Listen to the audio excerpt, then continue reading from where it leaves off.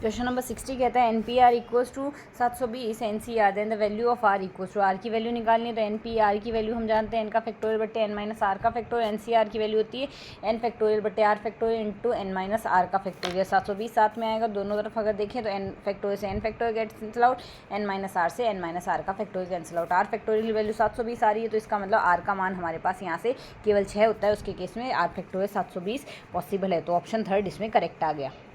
Next question हमें कहता है यदि एक लंबवृत्तीय शंकु जिसके तीनों जनक परस्पर लंब हो तो उसका अर्धशीर्ष कोण होगा। एक लंबवृत्तीय शंकु लेना है जिसके तीनों जनक अगर परस्पर लंबवत हो तो अर्धशीर्ष कोण tan इनवर्स √2 होगा। tan इनवर्स √2 हमारे पास इसका करेक्ट आंसर होगा। नेक्स्ट कहता है यदि h ऊंचाई की एक पहाड़ी के शीर्ष के एक मीनार के शीर्ष व पाद के अवनमन कोण क्रमशः 30 डिग्री व 60 डिग्री है तो मीनार की ऊंचाई क्या होगी। पहाड़ी के शीर्ष से मीनार के शीर्ष, पहाड़ी के शीर्ष से यहाँ से पहाड़ी और यहाँ से मीनार है हमारे पास, तो पहाड़ी के शीर्ष से मीनार के शीर्ष, पहाड़ी के शीर्ष और मीनार के शीर्ष से एक तो अवनमन कोण 60 डिग्री और यहाँ से साथ ही मीनार के पाद से, मीनार के यहाँ से पैरों से भी यहाँ से अवनमन कोण हमारे पास दिया गया। एक में 30 डिग्री दिया गया, एक में 60 डिग्री दिया, कुछ इस तरीके से वैल्यूज़ दी हुई। तो अगर अब हम यहाँ से इसको देखें तो इसके केस में हमारे पास tan 60 इक्वल्स टू h/x आएगा। यहाँ से पहाड़ी की ऊंचाई हमें ये दी गई h, तो x इक्वल्स टू h/√3 आ गया क्योंकि यहाँ से tan 60 का मान √3 आएगा। tan 30 का मान h माइनस st कर लेते हैं क्योंकि टावर की ऊंचाई यहाँ से हम लेते हैं,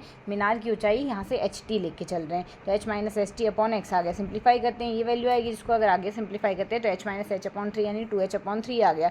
तो यहाँ से हमारे पास 2h/3 इसके लिए करेक्ट आंसर बनेगा। नेक्स्ट है द सिस्टम ऑफ इक्वेशन, ये सिस्टम ऑफ इक्वेशन दिया गया, इसमें नॉन जीरो सॉल्यूशन होगा तो अल्फा की वैल्यू क्या होगी। अगर ax इक्वल्स टू 0 है और a का डिटर्मिनेंट अगर नॉन जीरो आता है उसके केस में यूनिक जीरो सॉल्यूशन बनता है, पर हमें यहाँ से कहा गया नॉन जीरो सॉल्यूशन है, तो नॉन जीरो सॉल्यूशन है इसका मतलब यहाँ से डिटर्मिनेंट 0 आएगा, इनफाइनाइट नंबर ऑफ सॉल्यूशन बनेंगे। तो यहाँ से ये सारणिक के फॉर्म में लिख दिया हमने x y z के गुणांकों को, सारणिक को सरल कर लेते हैं।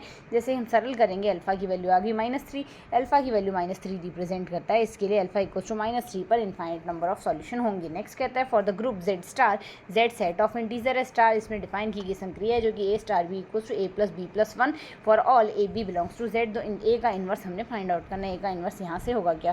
तो अगर a का इन्वर्स हम यहाँ से देखें, हम मानते हैं आइडेंटिटी इसका e है, तो a स्टार e की वैल्यू अगर a आ रही है तो a plus e plus 1 equals to a आएगा। दोनों पक्षों में a से कैंसिल आउट कर देते हैं, e की वैल्यू -1 आ गई, e की वैल्यू -1 आ गई। हम मानते हैं a के संगत a इन्वर्स है, इसका विलोम प्रतिलोम तो -1 आइडेंटिटी के बराबर आना चाहिए। इसको अगर सिंप्लीफाई करें यहाँ से ये वैल्यू आएगी तो a इन्वर्स की वैल्यू आ गई -2 -a, तो -2 -a हमारे पास यहाँ से फोर्थ ऑप्शन है जो कि इसके लिए करेक्ट आंसर बनेगा।